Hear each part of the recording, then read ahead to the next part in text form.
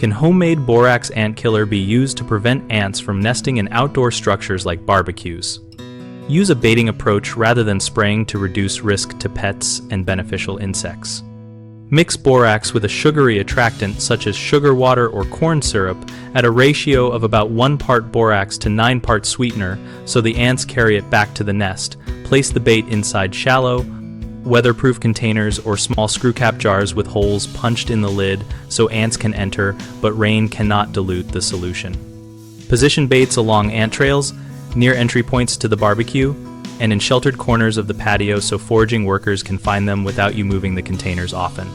Keep surfaces clean by wiping grease and food residues after every use and store charcoal and lighter fluid in sealed bins to remove attractants that draw ants to the area. Check baits every 2 to 3 days and refresh them when they become wet or depleted. Continue baiting for 2 to 4 weeks because it takes time for colony members to ingest a lethal dose and for the active ingredient to spread to the queen. Use gloves when handling borax and keep baits out of reach of children and pets by placing them in high or enclosed spots or inside heavy containers that only ants can access. Homeowners often leave food residue or grease that continuously attracts ants, so maintain a strict cleaning routine to prevent reinfestation. A second common mistake is using borax mixtures that are too strong, which kills workers too quickly before they return to the colony, so always dilute toward the weaker side and let ants share the bait.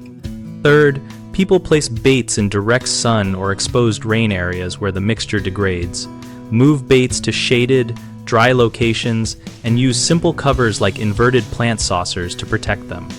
BigHomeProjects.com helps homeowners connect with local contractors who work on outdoor appliances and pest prevention, and we also help contractors find jobs from people nearby.